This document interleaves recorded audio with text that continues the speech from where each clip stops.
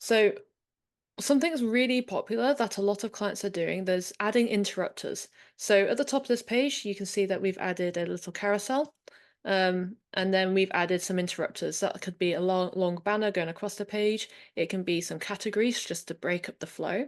You might want to add a gift guide. So as you're going into the holiday season, you can just add a little tile in there that takes up two of the spaces and allow people to shop the gift guide.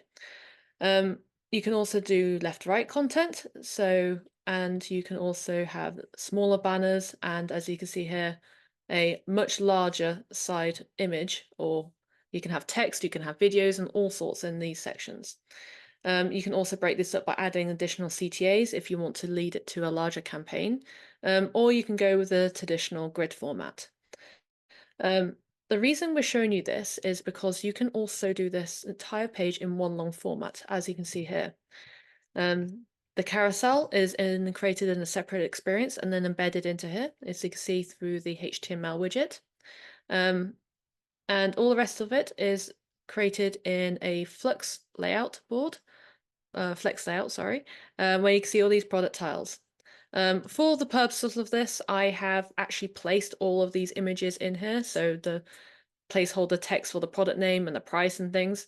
But taking this to the next level would be using integrations where your inventory data is pulled in. So all of this content is pulled in dynamically, which means that when the prices change, it will do it automatically for you. You don't have to maintain the page. You can do it in it, have everything set to just update as you go through the sale season. And as things go in and out of stock, so when something goes out of stock, you might want to keep it on the website, but have something appear to let people know that it's out of stock and it'll be coming back in stock soon. Or you might just want to remove it entirely. So depending on what your needs and what you want to do, you can have those options. So as you can see here, I've built this entire page out in one long content strip. I can also, you can see here that I've split this up into different content slots, and that's because some people like to mix and match. It gives you the option to, you might want two category sections on the page, so you can just duplicate it and move it down the page, and fill up those content slots that way. It means it's easier to scale up. You might also just want one of these sections to be on another page. Do you have a recommendation about doing one long page or multiple content slots? It depends on what you're looking to achieve. If you just want one long page, then that's really quick and easy to do, and it's easy for you to do because then you're just adding new tiles into that Flux layout, so automatically just wraps down onto the next row. And you can then just control if you want 8 rows or if you want 10 rows or something. For interrupters, I prefer to have these in content slots because then I can just turn them on and off. I would have a banner in the middle of the page if I have a sale on, but then I can just turn it off when I don't want, when there is no sale. So I prefer to break it down.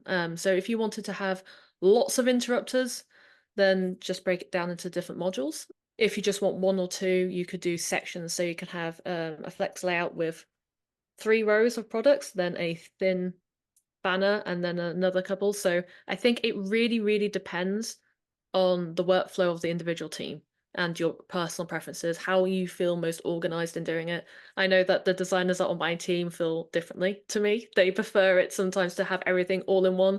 I think I prefer mostly different content slots because then I can use it on other pages easily. Now I'm going to pass this over to Asaf and show a couple of different live examples. Here. So for example, here we have one of their category pages where they have products over here on the left-hand side and then images coming in on the right. Now, again, these could be videos, GIFs, other content. I don't want to sign up right now, thank you. But you have the option there of mixing and matching the content however you see fit to be able to present more, again, a more vivid experience, a more dynamic experience to the consumer, or it could be product education. These could be quick little infographics that the user can scroll through to find out more about how the product is created, just these little details that you want to surface and make sure that it's quickly and easily accessible to the end users. This is probably becoming the most biggest topic talked about with a lot of our clients right now. They're talking about the holiday season.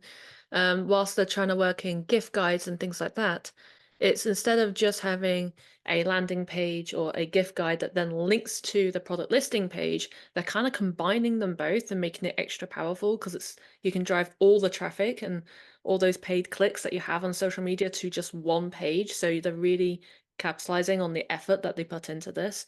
And like some people talking about where this gentleman is sat on the right hand side here, they could have like a mini quiz there that can help them filter through the different results on the page, as well as just having all the best-selling products around it as well. So there's a lot that you can do here, and they're also taking sections of this. So like instead of having the whole page, they're just like one strip of 4 products there. They're putting that on the product detail pages as well, so that it's a really cohesive experience through from homepage to the product listing page and the PDP.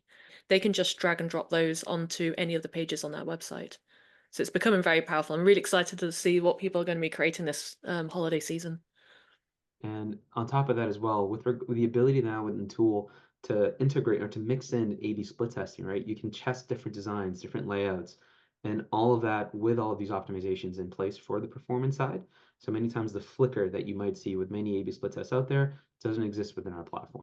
Yes, actually talking about A/B testing, I think that's a really good call to make is testing this out, see what your customers respond to.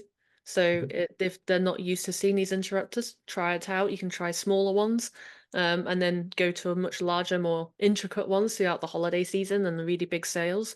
But definitely try it and see how your customers actually respond to the content.